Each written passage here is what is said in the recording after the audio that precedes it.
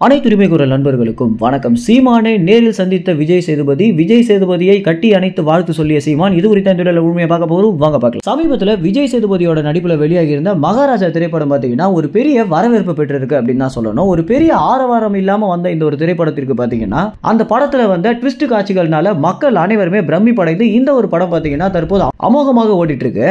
இந்த படத்தை சீமானால சிறப்பு காட்சியாக பார்க்க முடியல அப்படின்னு தெரிய வந்திருக்கு. ஏன்னா சீமான் அவர்களுக்கு பார்த்தீங்கன்னா ஏகப்பட்ட பொதுக்கூட்ட வேலைகள் இருந்ததுனாலையும் இந்த படக்குழுவினர் முதல் காட்சிக்கு அழைத்து கூட பாத்தீங்கன்னா சீமானால வர முடியாம போயிருக்கு. இதனால நேற்றைய முன்தினம் பாத்தீங்கன்னா இந்த படத்தை பார்த்துட்டு அதற்கு பிறகு விஜய் சேதுபதியை வர வச்சு விஜய் சேதுபதிக்கு வார்த்தையை சொல்லியிருக்காரு சீமான். விஜய் சேதுபதி தேர்ந்தெடுக்கக்கூடிய அனைத்து படங்களுமே ஒரு பிரமிப்பு உண்டாக்குது அப்படின்னும், எப்படி ஒருத்தருக்கு இந்த அளவுக்கு ஒரு அறிவு இருக்க முடியும் அப்படின்னும், படங்கள் எந்த அளவுக்கு வரவேற்பு பெறும் அப்படின்றத முன்கூட்டியே தெரிஞ்சுதான் ஒரு படம் நடிக்கிறாரு அப்படின்ற காரணத்தினால இவருடைய சினிமா அறிவை கண்டு நான் வியக்கிறேன் அப்படின்றதே சீமான் சொல்லியிருக்காரு.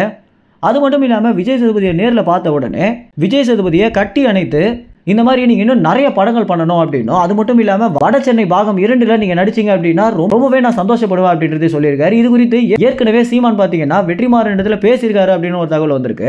என்னதான் விஜய் சேதுபதிக்கும் சீமானுக்கும் ஏகப்பட்ட கருத்து வேறுபாடுகள் முந்தைய காலத்துல இருந்தாலும் தற்போது பாத்தீங்கன்னா விஜய் சேதுபதி சீமானை குறித்து எல்லா இடங்களையும் புகழ்ந்து பேசுறதும், அதற்கு பிறகு சீமான் பாத்தீங்கன்னா விஜய் சேதுபதியிடம் ஒரு தம்பி போல பழகிட்டு வந்துட்டு இருக்கிறதும் பார்க்குற அனைவருக்குமே ஒரு சந்தோஷத்தை உண்டுபடுத்துது அப்படின்னு தான் சொல்லணும். ஏன்னா விஜய் சேதுபதிக்கு பார்த்தீங்கன்னா வெறும் படம்னு மட்டும் இல்லாமல் அவர் வாழ்க்கை குறித்து பேசக்கூடிய பேச்சை பார்க்கறதுக்காக நிறைய ரசிகர்கள் இருக்காங்க அப்படின்னு சொல்லலாம்.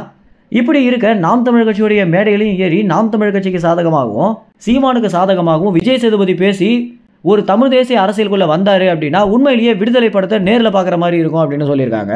இந்த அளவுக்கு மக்கள் விஜய் சேதுபதிக்கு ஆர்வம் கொடுக்கறது முதல் முக்கிய காரணமே சமீபத்தில் அவருடைய விடுதலை படம் அப்படின்னு சொல்லலாம்.